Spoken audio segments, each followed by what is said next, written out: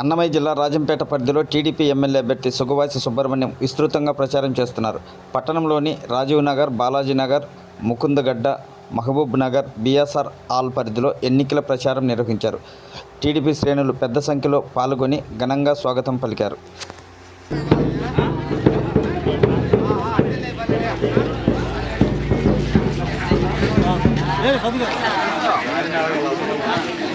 Driver ఎవరు ఈడ అయిపోక ముందు నువ్వు పోయి పక్కన పల్లెలో ఉండు, మా ముందు ఉండగాకు నువ్వు. బండి అదే